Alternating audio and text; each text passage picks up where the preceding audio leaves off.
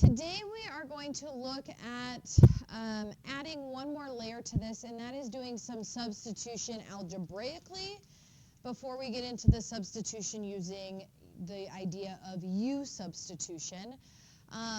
And so you're going to have a section in your assignment that gives you a trig identity. Now, with that being said, those are not things that we have to necessarily remember. That one up there is actually kind of a manipulated version of your basic sine squared plus cosine squared equals 1 with an inside function of 2x solved for the sine squared. But what they're asking for is in this section, you have to figure out how to use that identity somehow along with a U substitution to evaluate this integral. With that being said, there is going to be maybe one or more of these that we could do without, but because they're asking us to use our trig identity, we are. But we have to figure out how does that work with the function that's inside the integral. So as I look at the trig identity they gave us, they said sine squared 2x minus cosine squared of 2x equals 1 minus cosine squared of 2x. Comparing that to the function inside my integral, I see a sine cubed of 2x. So I've got a sine cubed inside, and I've got a sine squared over there. Those look similar, and so I want to remind you of an algebraic property. If I have something like an x cubed, that means x times x times x, right? And I can kind of group that in different ways, or I could look at that as x times x squared, right? That's still x cubed, isn't it? That little algebraic manipulation is how we can rewrite a sine cubed as a sine and a sine squared, because ultimately I'm trying to get that sine squared to show up, so I have somewhere that I can do a substitution. I'm trying to find some way to match it to that identity that they said I'm supposed to be using. So what I did here, not doing any substitution yet, but I'm breaking this sine cubed into a sine of 1x, sine to the first of 2x, I mean, times a sine squared of 2x. Still says sine cubed if I were to multiply that all back together, but now I can see a place where I could sub in this sine squared of 2x. There it is, sine squared of 2x, and I can sub in what that equals.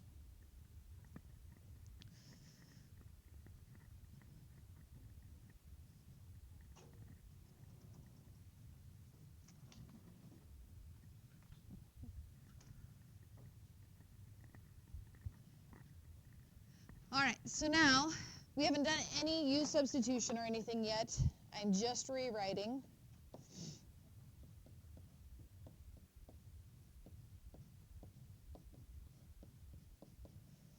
Putting in the identity that they gave me. Okay. The second part of this is just another good way, or another kind of new way to look at finding a U to sub in for. And again, remember, it's got to be something that can help us. And as I look at this, I see sines and cosines in there. And I know that, like, the derivative of sine is cosine. The derivative of cosine is negative sine. And so picking those as my U function are usually good options because it's going to simplify. But we got to figure out which one's actually going to simplify for us. For example, if I were to pick this sine of 2x as my U, its derivative is 2 cosine 2x, right? Which means over here I would be subbing in, right here, a du over 2 cosine 2x. But with that being said, are these going to be able to cross off with each other? No. So that's actually not a good option for u because it's not going to help us. In fact, all it's going to do is add another function in there. So we would want to pick something else as we are doing this. Again, this is trial and error, and I'm going to show us one more incorrect option. The next thing we might look to pick is maybe this, 1 minus cosine squared 2x. Okay, seems like a decent option, right? And again, it's the examining of the derivative that's going to show us that does not end up being a great option. I'm going to write the cosine squared like this to remind us that that actually is a chain rule, right? When it's a cosine squared or a sine squared or whatever. And this actually is a 3-layer chain rule. We've got an x squared on the outside, then we've got a cosine, and then our innermost function is that 2x. So its derivative ends up being, right, 3 layers. The derivative of 1 is 0. The derivative of the outside function would be a -2 cosine of 2x. The derivative of the inside function would be negative sine. And then the derivative of the innermost function would be a 2. So if I were to bring that over here, is that going to end up helping us? It's, again, bringing more functions into this and not helping us. So this is kind of, again, a new way of looking at this. The two obvious options are not helping. But it's this whole thing that I had written up there, this thing right here, the fact that that is cosine of 2x quantity squared, there's your u. It's that right there because that's going to be able to simplify with the sine 2x. It's inside that squared term. That's what I would pick for u on this one, cosine of 2x. Questions so far? So that's kind of new. I don't think we really saw one like that yesterday. Which means our derivative is -2 sine 2x.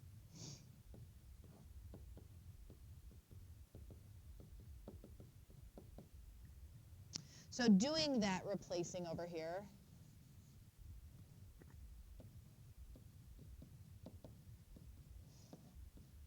so I replace the cosine of 2x. It's still being squared. So when I replace it, it looks like u squared. Because I didn't have to delete that, I guess. This is cosine of 2x quantity squared. I replace dx with du over -2 sine of 2x. And that's where I see that this one is going to work out nicely for me because the sine of 2x will simplify here and here. That's a good indication that we're on the right track. I am down to nothing with an x anywhere in here, a function of just u. Slide that -1/2 out front.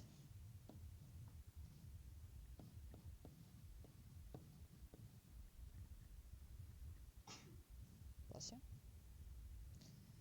And 1 minus u squared is pretty easy to do our anti-differentiation, right? We're just thinking backwards through power rule on that. The antiderivative of 1 would be u. The antiderivative of minus u squared would have come from a u cubed times 1/3.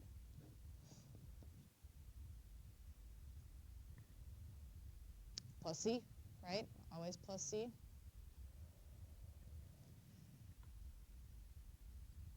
Okay. Before I finish this out and replace u with, what was u? Cosine of 2x. I want to talk about that last part. I closed the parentheses after the 1/3 u cubed, and I didn't put it around the c, which would mean that we wouldn't distribute the -1/2 to the c. Does that matter? What is c representing? Any constant, right?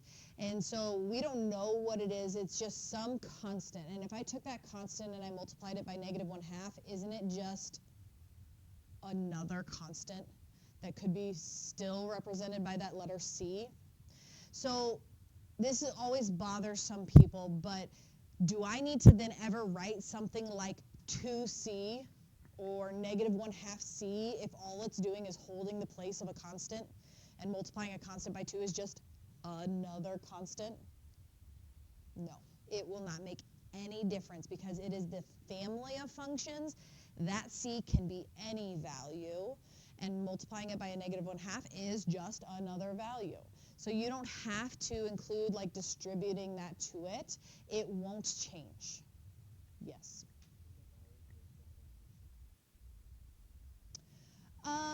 On an initial value problem, no. No, it won't.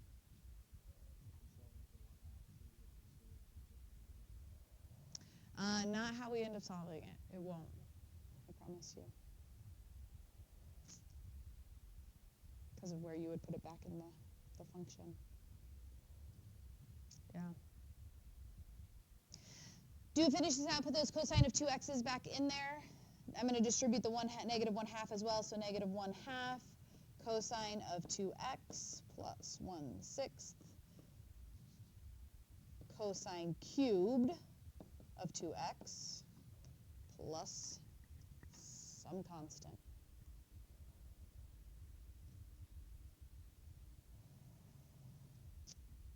Questions? Okay.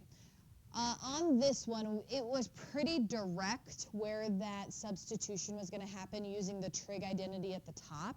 Sometimes it's not a direct substitution. We had to do a little manipulating inside of the integral. On this next one, I'm going to show you that you might have to do a little manipulating with the trig identity itself to be able to find the substitution we want to use. So on this one, our integral is 4 cosine squared x dx. And they have asked us to use a trig identity to help us evaluate the integral. And the one they're saying to use is the double angle formula. Cosine of 2x equals 2 cosine squared x minus 1.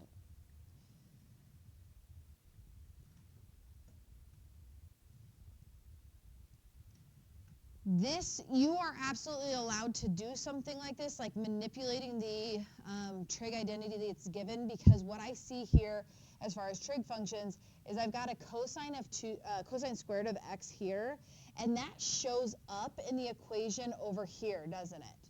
So really, I could take this and solve for cosine squared so that I know what cosine squared equals to be plugging it in. I don't have to get this to say cosine of 2x. We can just manipulate this side over here, which would mean we would be adding 1.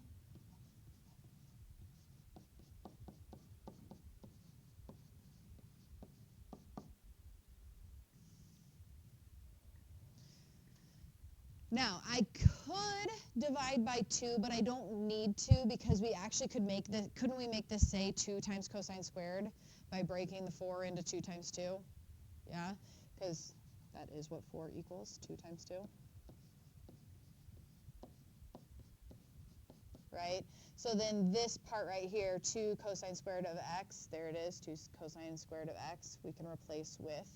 And I'm going to slide the other constant out front of our integral, because anytime I can slide a constant out front, I would.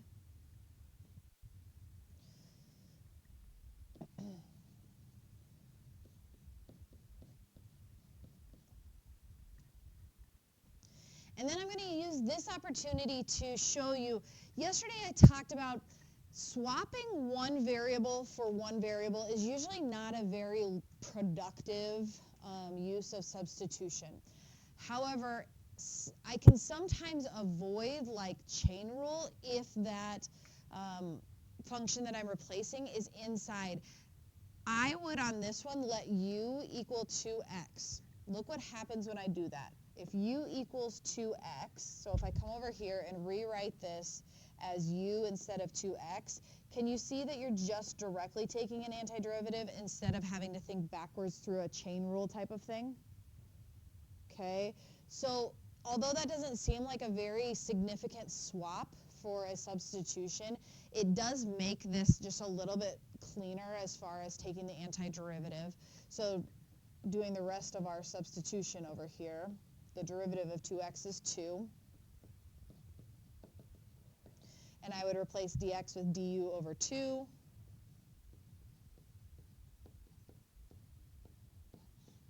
Normally, I would say slide that 1/2 out front, but when I slide the 1/2 out front, there's a 2 sitting there, and 2 times 1/2 is 1, right? So it kind of looks like those disappear. They're not disappearing, but 2 times 1/2 is 1.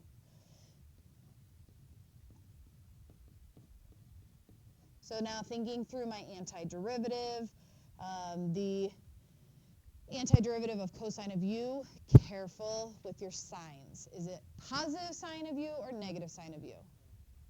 Positive. Then think backwards to your derivative. If I took the derivative of this, do I get what's inside my integral? We do. The antiderivative of 1 is just u plus some constant. Replace u with 2x.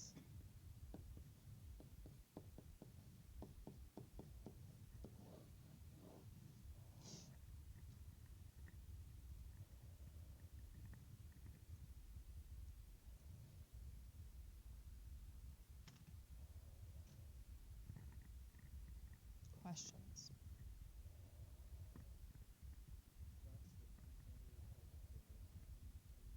Yep.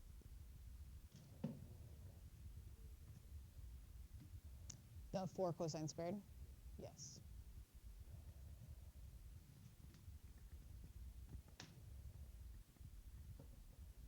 The trig identity of it? Yeah.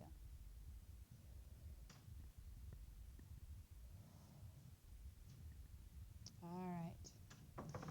So we have now looked at indefinite integrals versus definite integrals. Visually, how do I tell the difference between the two of them? Because they look very similar. The only difference between an indefinite versus a definite is the definite has the interval written at the top and bottom of your integral symbol. What's the difference in what they're asking me to do? When we are looking at an indefinite integral, my answer is a function. The antiderivative, f of x, and I'm going to put plus c up here just to remind us that it's always plus c. It's some family of functions whose derivative is lowercase f of x. The definite integral is asking us to find the value of that function on the interval from 2 to 7, which would be the area under the curve. The answer to a definite integral is a number. So when we are done with that problem, we should have a number.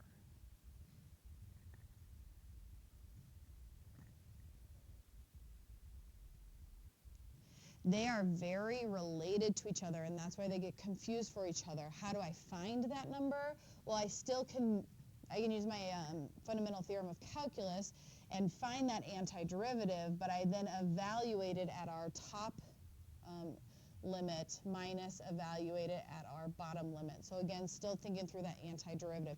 And that's kind of where the overlap in indefinite versus definite integrals shows up, is that antiderivative function, capital F of x. So I picked kind of a basic one here. Evaluate the following definite integral. To demonstrate one property, and at the top on our indefinite integral, and every time we've done an indefinite integral, I've stressed the fact that we need to have a plus c at the end of our answer, right? And why do we not put that at the end of our definite integral? Well, guys, it's there.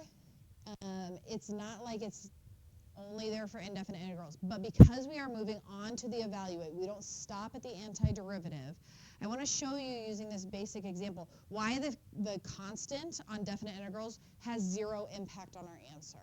So let's just follow along working through this, but let's actually put that constant at the end of our antiderivative. Okay, so our antiderivative, f of x, would be, this is just an easy one, thinking backwards through power rule, right? So this would be a, what, 1/3 x cubed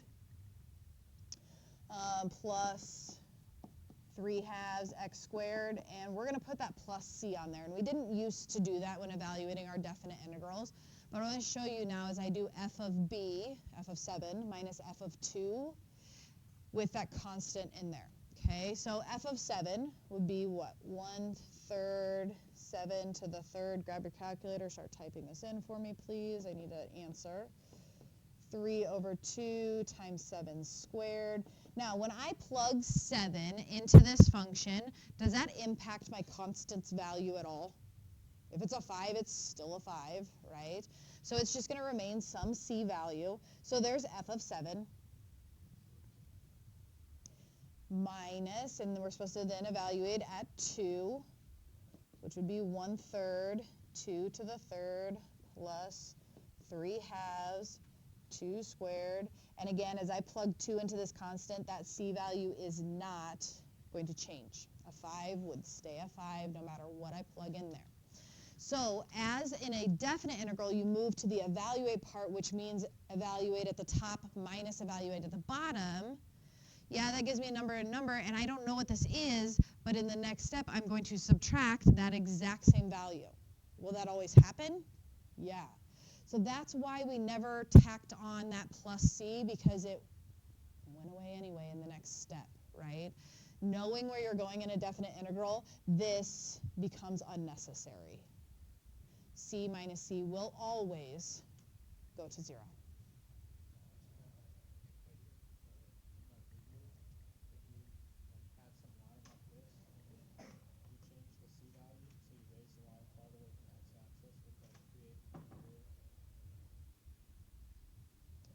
Yes.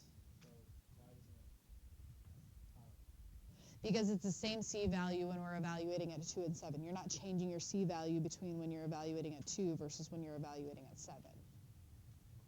Right, just for the area under the line from 2 to 7, wouldn't that be dependent on where I start to where it is to my axis? If you say the c value doesn't matter, then you're saying like it doesn't matter where I start. But say I start at 0 versus a million, there's going to be more space. Let me see if I can come up with an answer for you on that.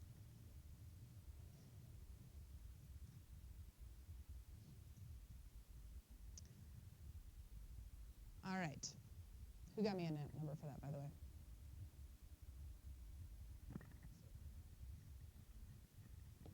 $179. Yeah? Yeah. Okay. All right. Last one I want to look at is then meshing together use substitution to help us solve a definite integral. We have done use substitutions for indefinite integrals, but now moving that all the way to a definite integral works for both. Okay. So we've got our integral from negative pi to pi over cosine of x over square root of 4 plus 3 sine x dx.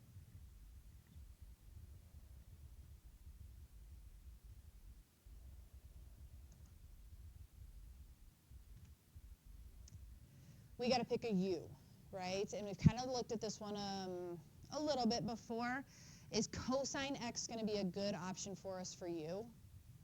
No. Although its derivative is sine x, will this sine x be able to cross off with a sine x and a fraction over here? No, it's inside a radical, right? So then I looked at the radical itself. We kind of talked about yesterday looking to pick the insides of our radicals is a place that we could potentially look. Yeah. Yes, did I say?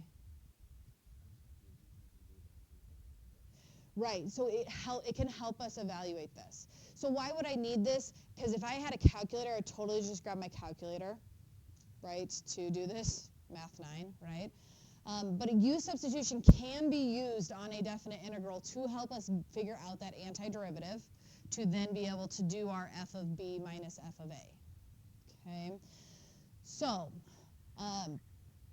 go back to then what's inside of our inside of our radical, 4 plus 3 sine of x. We could pick 4 plus 3 sine of x, we could pick 3 sine of x, and we could pick sine of x, right? So what's our best option of those that's going to help us in the long run on this? What do you think?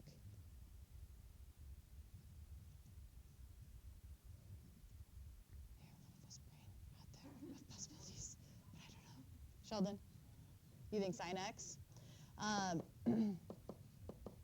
I think that's a good option because it's going to simplify with our cosine x in the top. But in the long run, that leaves me with this in the bottom. Anti-differentiate that. That leaves us with still kind of a chain rule at the very minimum, right? So look at your other options as well before we jump into something here. Our other options were 4 plus 3 sine x and 3 sine x were the other two I listed, right? Now, between those two options, are their derivatives different? No, because the derivative of 4 is 0. So I would pick the bigger. Let's look at what happens if I pick that one before we commit one way or the other. Okay? Now, the difference between what we just saw, which was u equals sine x, which means its derivative is, cosine x. Compared to up here, the derivative varies by only a constant multiplier, right? Yes? Okay, so when we go to simplify, won't we just have a 3 left over that we can slide out front? And isn't that taking out a lot more of our function to have to anti-differentiate? So that's why I would pick the 4 plus 3 sine x over the 3 sine x. Is the only difference between their derivatives is this constant multiplier, which I can always just slide out front of the integral. Okay? And look what happens when I put that into, look how much cleaner that is. That's going to be a lot easier to think through. Replace dx. Oops, I just didn't do that over here.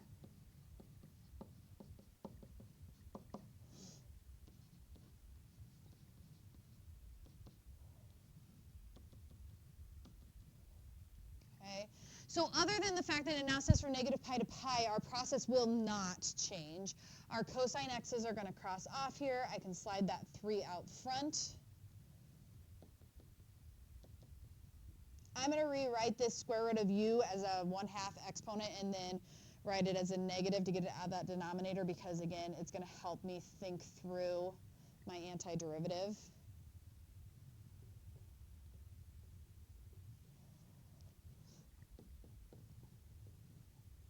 Okay, so my antiderivative then of u to the 1/2 power rule. Add 1, 1/2 times 2 gives me 1. And we are evaluating that from negative pi up to pi. Again, definite integral on this one, and so I don't need my plus c. Okay, so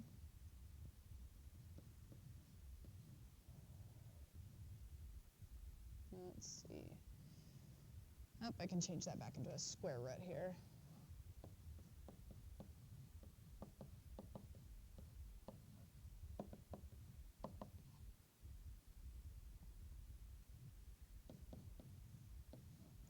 All right, so we need to evaluate at pi and then subtract evaluating at negative pi. Again, kind of assumed we didn't have a calculator on this one, otherwise why would I not have just typed in math 9 at the beginning, right? So let's remind ourselves of our unit circle stuff here. First, I would evaluate sine of pi. What is sine of pi? Yeah.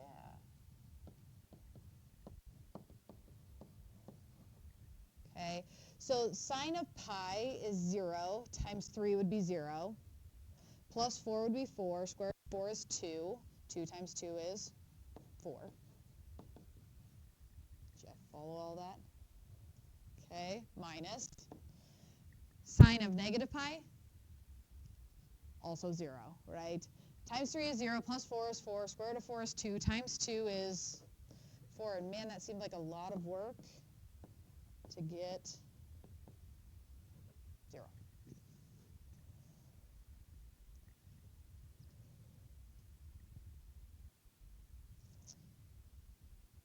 Questions?